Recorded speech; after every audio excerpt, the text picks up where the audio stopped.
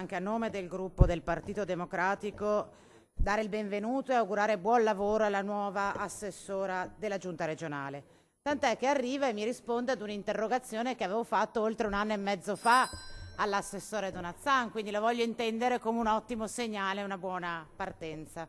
1 anno e mezzo fa avevo interrogato l'assessore in riferimento ad un caso specifico, quindi oggi le porrò una questione che ovviamente va anche un po' oltre un caso avvenuto oltre 1 anno e mezzo fa, ma in generale le chiedo, assessora, auspicando che il suo orientamento sia mutato rispetto a quello della persona che l'ha preceduta, qual è l'orientamento che la nuova assessora ha all'istruzione in riferimento al tema delle cosiddette carriere alias, cioè la possibilità che molti istituti e atenei della Regione del Veneto e non solo, riconoscono a persone transgender, cioè che non si sentono, non si riconoscono nel loro genere ufficialmente riconosciuto nei documenti, di poter nell'esercizio della carriera scolastica e solo all'interno della carriera scolastica potersi definire nella maniera che ritengono più naturale. Ovviamente quando parliamo di carriere alias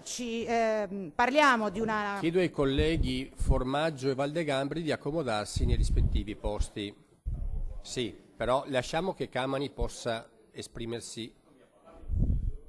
Camani, prego. Grazie Presidente. Dicevo che quando parliamo di carriera alias parliamo ovviamente di uno strumento di mera natura amministrativa che non ha nessuna ricaduta e nessuna valenza rispetto ad altri documenti legali, non può essere utilizzato per i documenti scolastici ufficiali, quali per esempio l'attestato di diploma o di laurea, ma può ad esempio essere utilizzato negli elenchi o nel badge universitario e in altri adempimenti. Noi riteniamo ovviamente che la possibilità di riconoscere la legittimità delle carriere alias, che peraltro all'interno dell'autonomia scolastica molte scuole già applicano, sia una modalità rispettosa di far vivere alle studentesse e agli studenti con serenità il periodo scolastico. Ora, l'interrogazione nasceva dal fatto che diversi esponenti di Fratelli d'Italia, cioè anche del suo partito, assessora, in occasione del fatto specifico si erano prodigati in affermazioni fortemente contrarie al riconoscimento della carriera alias. Alcuni esponenti di Fratelli d'Italia del Veneziano, la sottosegretaria all'istruzione e al merito Paola Frassinetti, sempre di Fratelli d'Italia. Lo stesso senatore Raffaele Speranzon aveva definito il bisogno delle persone di utilizzare e ricorrere alle carriere alias come un conflitto interiore che diventa patologico, e ovviamente l'ex assessora Donazzan non si era risparmiata nel esprimere non semplicemente la contrarietà a questi provvedimenti, ma anche in generale il suo più estremo disprezzo nei confronti delle persone che sentivano il bisogno di ricorrere alla carriera alias. Quindi vorrei sapere, assessora Mantoan, quali sono le valutazioni che lei da nuova assessora fa in riferimento a questa necessità che molte studentesse e studenti esprimono e che molti istituti scolastici e universitari hanno già accolto, e in generale cosa intende fare per tutelare l'autonomia scolastica degli istituti di cui stiamo parlando e soprattutto la dignità delle persone di vedersi definite per ciò che sentono. Grazie Assessora. Grazie. Risponde l'assessore Valeria Mantovan. Prego. Sì, allora buongiorno a tutti, saluto i colleghi, ringrazio anche la consigliera per aver esposto quella che è l'interrogazione a cui cercherò di dare risposta. Dunque, l'attuale carriera alias non è espressamente disciplinata giuridicamente da alcuna norma specifica né da alcuna nota circolare esplicativa ministeriale. Si tratta di una facoltà che nell'ambito dell'esercizio dell'autonomia scolastica viene assunta dal singolo consiglio d'istituto con l'adozione di un apposito regolamento per la disciplina della procedura che prevede la sottoscrizione di un accordo o patto di riservatezza a seguito di istanza da parte del soggetto interessato, genitori nel caso di discendente minore o discendente maggiorenne, che comprovi con idonea documentazione rilasciata da strutture sanitarie accreditate di aver intrapreso un percorso di variazione di genere. Come riportato nell'interrogazione, si registra il consolidamento sia da parte di istituti secondari di secondo grado, sia da parte di università che, anche in base ad accordi assunti dagli organismi di coordinamento nazionale, hanno condiviso prassi omogenee che consentano a coloro che vivono un'identità o un'espressione di genere non corrispondente al sesso biologico di condurre la propria esperienza scolastica con meno disagio e quindi contrastare il maggior rischio di abbandono cui sono esposti.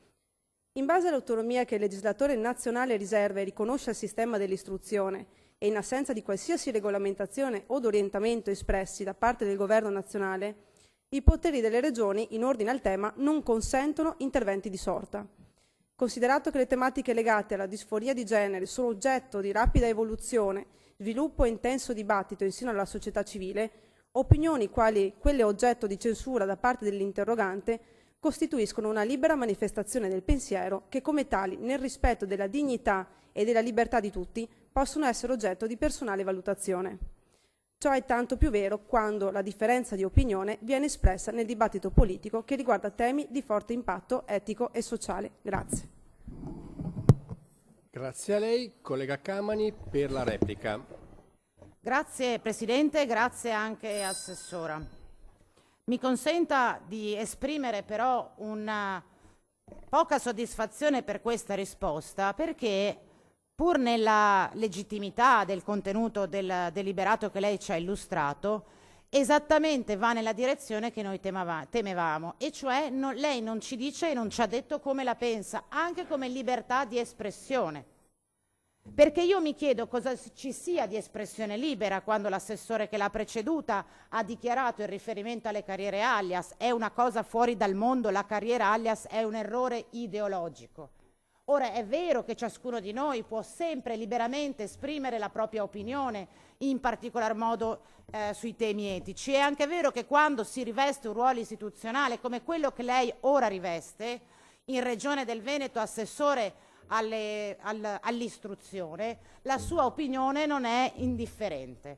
E quindi a noi sarebbe piaciuto sentire attraverso le sue parole un cambio di orientamento, fosse anche diciamo per la sua nota sensibilità verso i diritti civili e non solo, cosa che non si poteva ovviamente affermare per chi l'ha preceduta. Ci sarebbe appunto piaciuto cogliere questa occasione dopo 1 anno e mezzo che avevamo depositato questa interrogazione per sapere se finalmente dentro la Giunta della Regione del Veneto, al di là delle dichiarazioni a parole che ogni tanto sentiamo in conferenza stampa dal Presidente, ci fosse realmente la volontà di cambiare marcia rispetto a temi così cruciali soprattutto per le giovani generazioni, se per una volta la politica avesse avuto il coraggio di arrivare prima, per esempio, delle istituzioni scolastiche, che appunto in assenza di una normativa nazionale sono costrette ad assumersi la responsabilità anche di regolare questa modalità di approccio rispetto alle studentesse e agli studenti che hanno questioni legate alla disforia di genere. Ci sarebbe piaciuto, insomma, Assessore, che per una volta dai banchi della Giunta arrivasse una capacità di ascolto e la capacità di raccogliere istanze che provengono dalle giovani generazioni un po' più coraggiose di quelle che abbiamo sentito finora. Per questo, pur riconoscendo ovviamente la legittimità della non risposta che ci è stata data, non possiamo che esprimere l'assoluta insoddisfazione per questa replica. Grazie.